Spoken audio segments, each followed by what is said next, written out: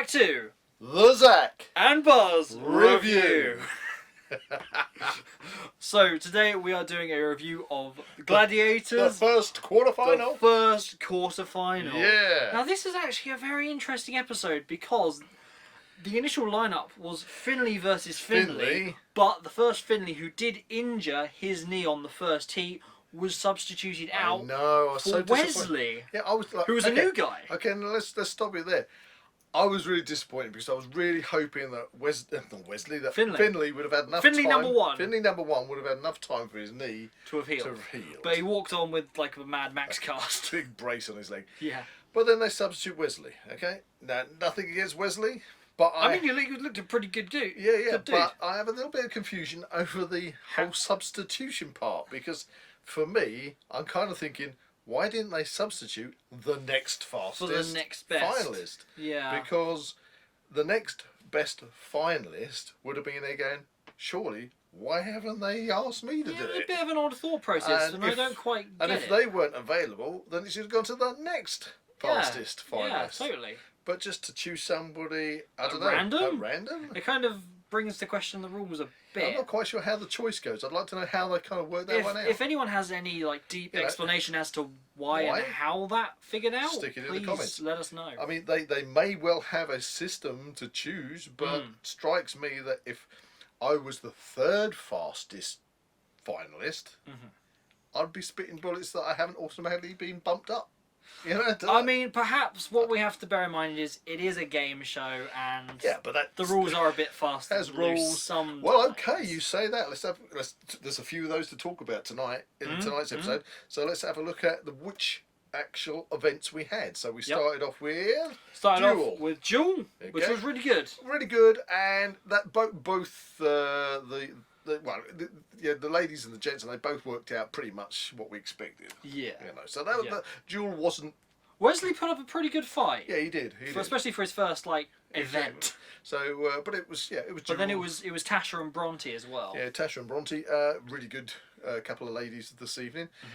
So we had the duel. Yeah, that kind of worked out normally. Yeah, it was really good. And then was it the ring? It was the wall. The wall now. Here we go. Here we go into slight controversy. So this is where we're starting. The wall has not been good all season so far. There's been a couple of highlights on there, but it really hasn't shone through as one of the best events. I mean, especially for the Gladiators. They keep going for the legs, and they keep either losing shoes or slipping off.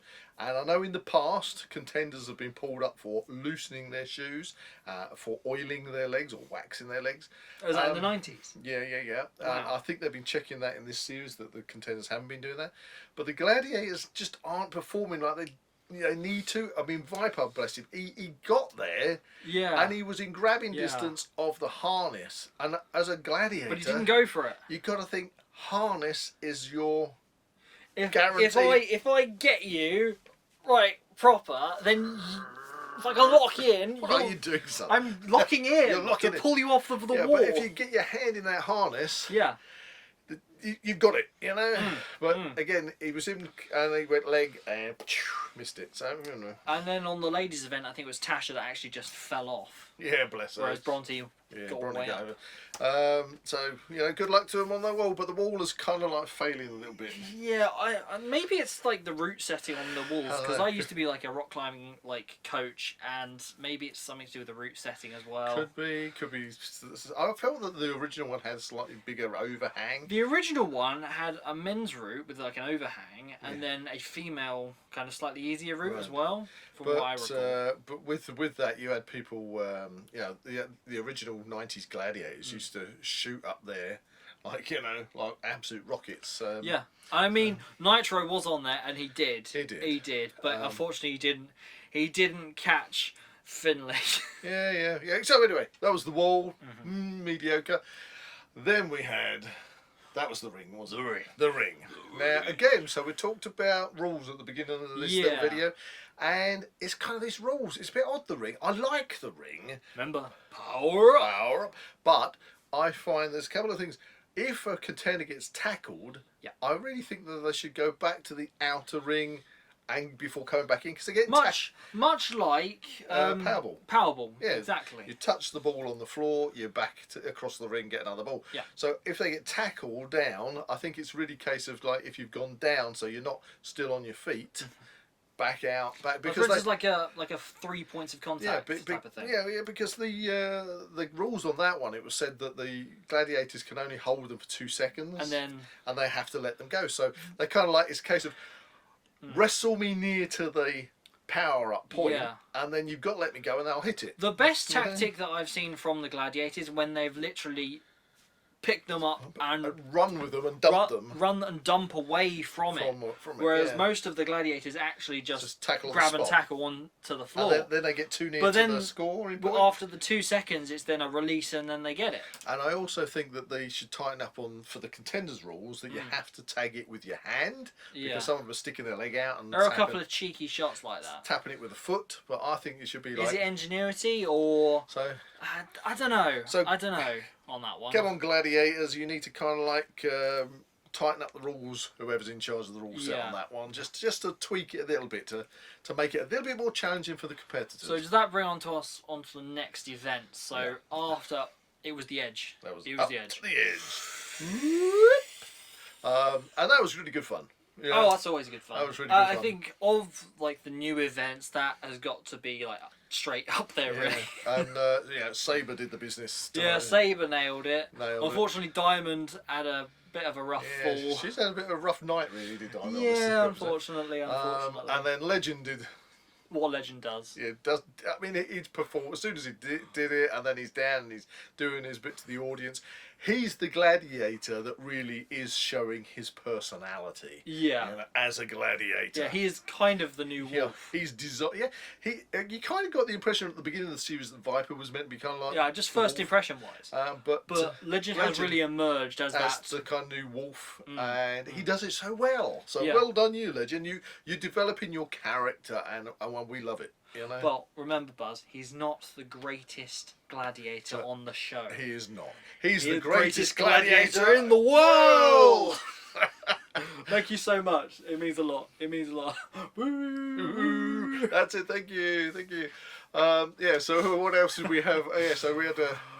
But on the edge, Tasha got full points, and so did Wesley. They got 18 point max. But as it came more further in the show, Finley had a bit of a bad fall on that one.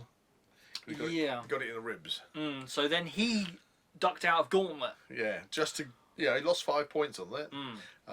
But we'll come to the eliminator in a minute. He lost the potential of 10 points. Yes, he did, really, yeah. Which was a shame. And I think that possibly could have helped him. Because there was an 11-point gap, so he still would have been half a second behind in the eliminator if he got the 10 points. Yeah, I mean, it's always going to be that touchy point of if he went for the actual gauntlet, could he have injured himself that little bit more? Yeah.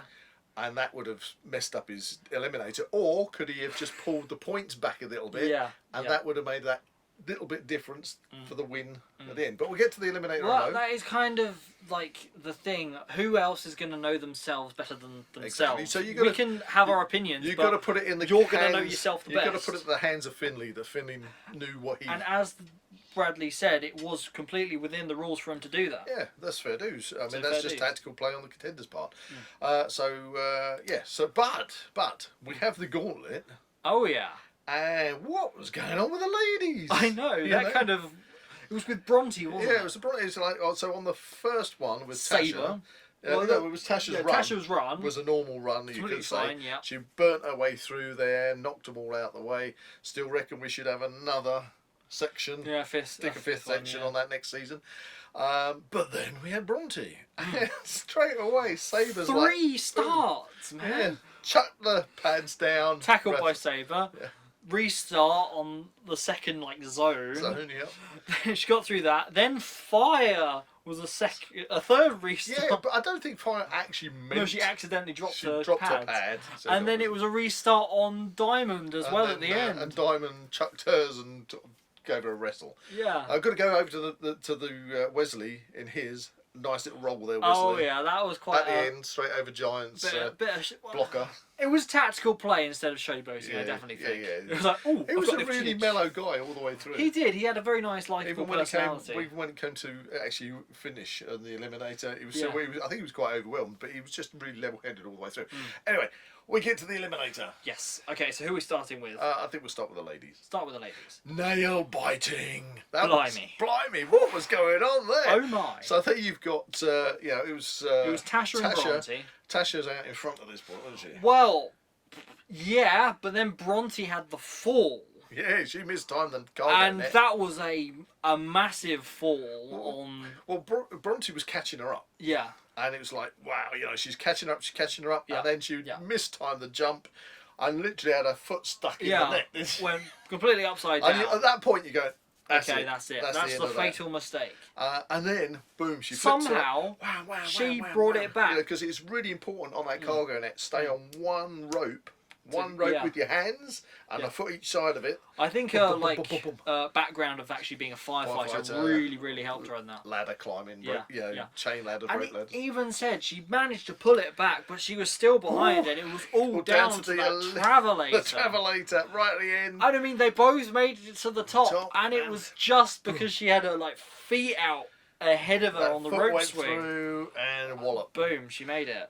So that was an amazing catch-up. It could have been anyone. Yeah, but that was an amazing catch-up because she'd already had the nasty fall on the net, on the cargo net. Yeah. So Bronte, I'm at the moment Bronte for the win. Yeah, she's so nice. Well, she's a really nice girl, but she seems to the firefighting background is paying off for her. Yeah. I think it's giving her an advantage. I mean, just look at her on the edge.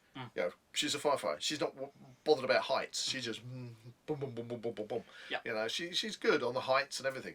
And then the men's. Oh man! So Wesley had an 11-second head start, but obviously Wesley had already ducked out a gauntlet, which meant he was even further behind. No, he wasn't. That was the other guy. That was Finley. Finley dropped out of gauntlet. Sorry, not Wesley. Finley dropped his points, putting Wesley out in front. Yeah. So exciting stuff. And then Finley managed to gain that ground back against all the odds. Yeah, I mean, I think it was literally the period of getting up to the top of the cargo net. Yeah. And and then Finley had picked up against Wesley, so it was kind of almost neck and neck. And then again, it came down to that travelator.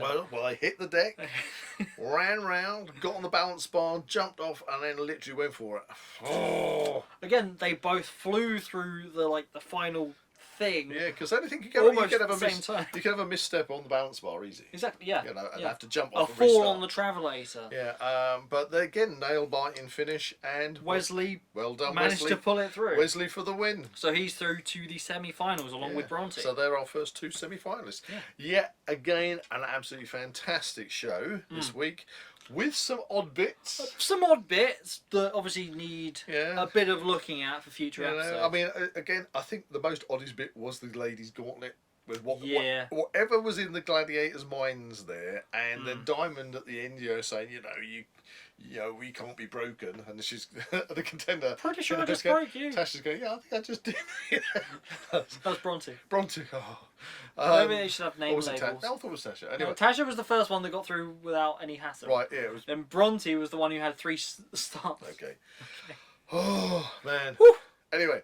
And I quite like the little, we went into, I think there was 2 bits in the locker room. Because we had them go, Viper, sit down, Viper, calm down, Viper, which is a bit fun.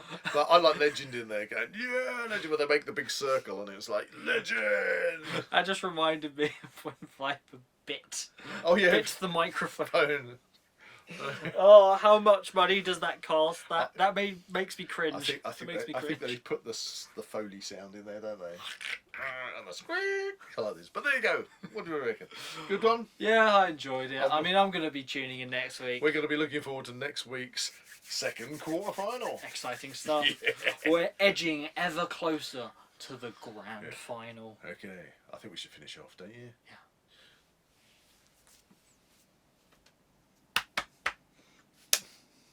See you, Glad fans. If you enjoyed this video, please like and subscribe to the channel and comment below any suggestions of further reviews you'd like to see.